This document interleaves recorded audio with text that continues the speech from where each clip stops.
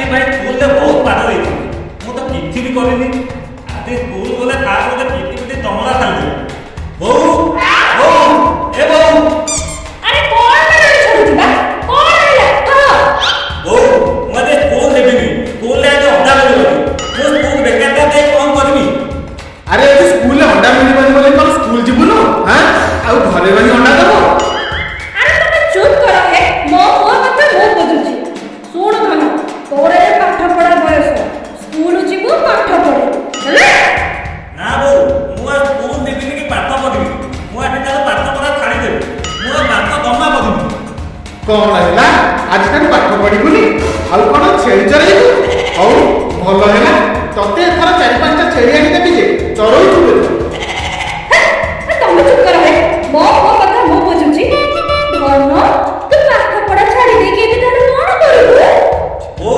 मु पाठ पढ़ा छाड़ी दे एबे गोटे डाकिनी कर अरे भाईया तोते इतनी पाठरे की चाकरी दबा डाकिनी न होला नाही किछि न होले मु आदि थालु मो थालु छोट पिला मानकु टिउशन करबो आ रंगेली उदार आतक टिउशन माथन दिए आ निजे आवाज आइछि कि नाही ये पुनी आदर्श टिउशन मास्टर की हो तमे चुप करो हे मो कथा मो बुझुची सुन भीम तू जदि स्कूल को जीवु तबे आगुरी बेसी पाठ पढ़ी बड़ हेले मास्टर डाक्टर कलेक्टर नोर किछु गोटे बड़ सरकारी चाकरी करे के बड़ ऑफिसर बुझिलु बुद्धिले बहु लागते तू अपडेट खबर के रखुनु सेति भाई एमति कहबो काहे की कोन हला एई जो कोरोना महामारी समय सरकार कहले आपनटा 2 वर्ष में कोनो दिन सरकार चाकरी नै हां सुनिछि से तो तोर कोन तो कथा मानि जदि मु आहुरी बेसी पाठ पढिबी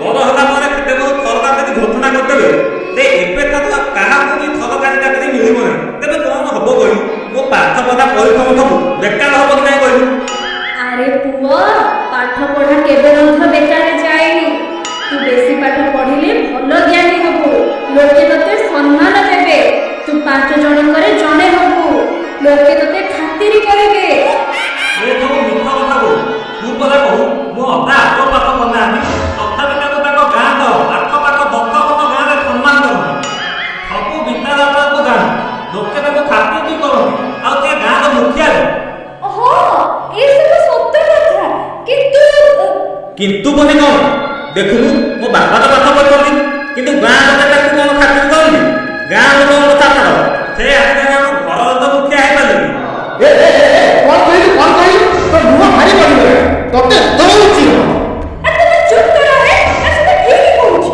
फोन को मु जानि बारे कम पढ़ा लेखा लोकनु अधिक सम्मान दबा कथा काई कहू हां कहू काहे की काहे कि ने बेसी पाठ पढ़िबो से डॉक्टर नले इंजीनियर हबो आ ते कम पाठ पढ़िबो कि मूर्ख हेबो से आगो मंत्री न होले टाटा हमरे तो बड़ व्यवसायी हो ओ हेला जे हमर तो बेसी पैसा पत्र ना आ तू जदि पाठ न पढ़िबू ताहाले तो बापा को बळे तो चासीटिए हबो बस पदिया आहुरी पदिया आम थाल कहले द जवान द किता साथी माने बहुत महान आ लोके त कोहंती दाथ काम दाहाद केदे तुक दाहाद ओए बे कोकरा गणेश एटा कहिबा जाहा कहिबा भी से एटा खाली एते कथारे कहि दियंती बा कामरे कला तो भारी कष्ट बापा को पच्चे केने कष्ट रे चाष करंती तेनो तू स्कूल को जा पाठ पढ़ी के भलो मनुष्य हेई की बाहर हैला मु कोन करबी न तम को तमे मोर नहीं खेलु मु चलेली खेत को आज फल कर अछि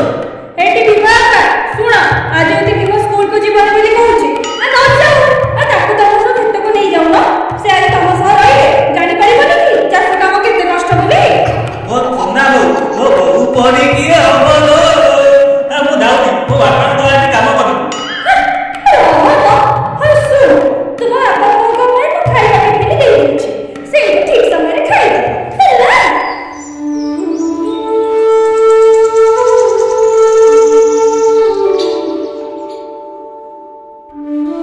अरे ए पुआ भीम तू हिडो मुंडरे जो गछटा अछि सेठी जा बसतु मु जाउची हळ करूची आ सुन कुआडे जिबु बो जो खाइबा मटेइची ताकू जगी नहले कुकुर आसी खाइदो कुकुर खाइदो मा आदि किना कोदो भांग देबी नाइ बाबा तुमे चिंता करोनी ए खाइबा तो मु निदे कुकुर भले रखबी केही खाइ परबेनी आ हो जा मु हळ करिसा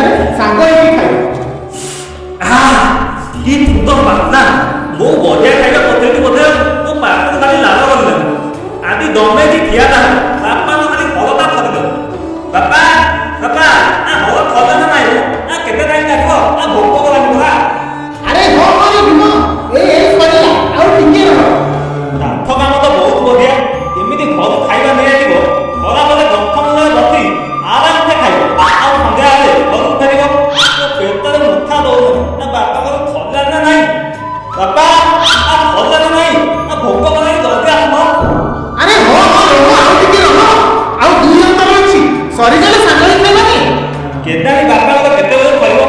ଏ ଟିଫିନରୁ ଯେମିତି ବାସ୍ନା ବାହାରୁଛି, ଇଚ୍ଛା ହେଉଛି ଟିଫିନ ତ ଖାଇବି, କିନ୍ତୁ କ'ଣ କରିବି, ଡର ଲାଗୁଛି। ତାକୁ ଯଦି ସବୁ ଖାଇଦେବି ତାହେଲେ ବୋଉ ମୋତେ ବହୁତ ମାରିବ। ଦେଖେ ବାପାଙ୍କ ଖଲ୍ଲାଣି କି ନାହିଁ। ବାପା ବାପା, ଖଲ୍ଲାଣ ନାହିଁ ମୋ। ତମେ ଯେମିତି ଧୀରେ ଧୀରେ ପଇସା ଭଳିଆ ହାତ କରୁଛ, ଲାଗୁଛି ରାତି ପାଇଯିବ। ଲାଗୁଛି ମତେ ଗୋଟେ କିଛି କରିବାକୁ ପଡ଼ିବ। ବାପା ତମେ ଛାଡ଼, ମୁଁ ହଲ କରିବି, ତମେ ଟିକେ ଆରାମ କର। ଆରେ ପୁଅ ନାଇଁ, ତୁ ପାରିବୁନି। ପାରିବିନି କ'ଣ? ପାରିବି। ମୁଁ ଦେଖି ଦେଖି ସବୁ ଶିଖି ଗଲିନି। ତୁମେ ଛାଡ଼, ଆଉ ଦେଖ ମୁଁ କେତେ ଶୀଘ୍ର ହଲ କରୁଛି। ଏ ପିଲାଟା ତୁ କ'ଣ କରିବୁ ଯେ? ହଉନି, ଦେଖିକି ଆରାମରେ କରିବୁ, ବଳଦକୁ ବାଡ଼ିବୁନି। ଆଉ ଶୁଣ, ଭୁଲରେ ବି ଡାହାଣ ବଳଦର ଲାଙ୍ଗୁଡ଼କୁ ପଡ଼ିବୁନି। ହଁ ହଁ ବାପା, ମନେ ରହିଲା। ତୁମେ ବସିବ ତ, ମୁଁ ଥାଳି ଦେଇ ଯାଉଛି, ତାପରେ ମିଶିକି ଖାଇବା ଆଉ।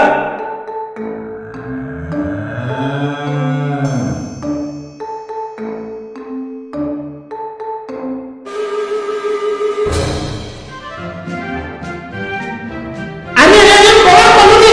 ତା ଲାଙ୍ଗୁଡ଼କୁ କାହିଁକି ପଡ଼ିବୁ? ଏବେ ଆଉ ସମ୍ଭାଳି ହେବ ନାହିଁ। ରହ ରହ, ହୋ ହୋ ହୋ ହୋ ହୋ ହୋ ହୋ। ହଉ ମୁଁ ବହୁତ ହଳ କରିଦେଲି। ମୋ କରାମତିଆ ପୁଅଟା। ହଳ ସେତିକି ଥାଉ, ମୁଁ ହଳ ନେଇକି ଯାଉଛି, ତୁ ବଳଦ ଦିନକୁ ନେଇକି ଆ।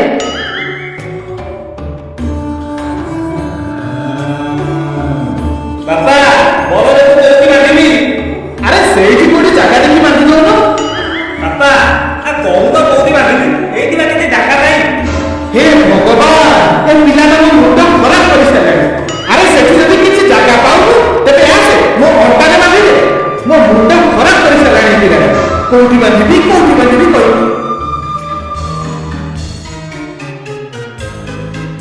ବାପା ବୋଉ ଆଣି ବଢିଆ ସ୍ୱାଦିଷ୍ଟ ଖାଇବା ପଠେଇବି। ଖାଇବା ତ ପୁରା ଜମିଯିବ। ମାଛ ବେସର ଆଣ୍ଠ ଦେଇକି ପୁରା ଖଟା କରୁଛି।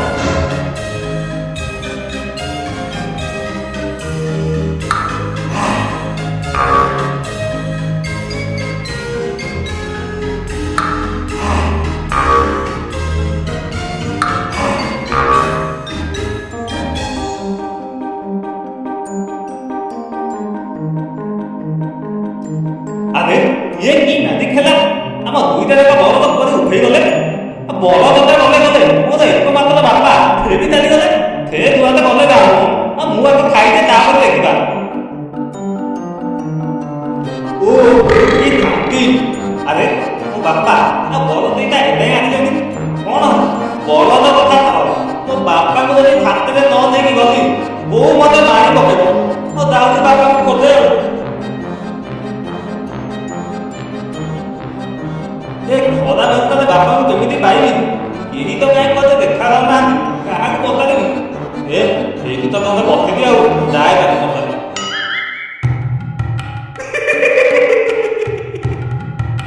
ଭାଇ ଏପଟେ ମୋ ବାପାକୁ ଯିବାର ଦେଖିଛ କି? ମୋ ବାପାଙ୍କ ନାଁ ହୁଦୁଦା, ଜାଣିନ କି? ଲାଗୁନି ତମେ ଏ ଗାଁର ଲୋକ ନୁହଁ। ଶୁଣ, ମୋ ବାପା ମାନେ ଆମ ରଙ୍ଗେଶ୍ୱରର ମାର୍କେଟ ଟୋକା। ସେ ଦେଖିବାକୁ କେମିତି କହୁଛି ଶୁଣ। ତାଙ୍କର ହୃତିକ ରୋଶନ ଭଳିଆ ହାଇଟ୍, ସଲମାନ ଖାନ ଭଳିଆ ବଡି, ସନି ଦେଓଲ ଭଳିଆ ଗୀତ, ଏମିତି କିଛି ନାହିଁ ଲୋକେ। ସେ ବାହାରେ ଦେଢ଼ ଫୁଟିଆ। ଆମ ଗାଁ ଲୋକେ ତାଙ୍କ ପଛରେ ଦେଢ଼ ଫୁଟିଆ ବୋଲି ଡାକନ୍ତି। ସେ ବାହାରେ ବହୁତ ବାହାଦୁର ମାରନ୍ତି, କିନ୍ତୁ ଘରେ ମୋ ବୋଉ ପାଖରେ ତୋର ଭଳିଆ। ମୋ ବୋଉ ବସ୍ କହିଲେ ବସନି, ବୁଥ୍ କହିଲେ ଉଠନ୍ତି। ତାଙ୍କ ଚେହେରା ଦେଖିବାକୁ ଏଇ ଯେ ଦେଖୁନ ପାଳଭୂତ, ସେଇ ପାଳଭୂତ ଭଳିଆ। ଫୁଙ୍କି ଦେଲେ ଭୁଲିଯିବେ। ଭାଇ ତମେ ବିଶ୍ୱାସ କରିବନି, ତେବେ ବର୍ଷା ପବନ ଆସିବାର ଥାଏ, ମୋ ବୋଉ ମାନଙ୍କୁ ତଳେ ବାନ୍ଧିକି ରଖେ। କାହିଁ କହିଲ? ନା କାଳେ ପବନରେ ଉଡ଼ିଯିବେ। ତାଙ୍କ ବିଷୟରେ ଯଦି କହିବି ବହୁତ କଥା। ଭାଇ ତମେ କହିଲ ମୋ ବାପାଙ୍କୁ ଦେଖିଛ? କ'ଣ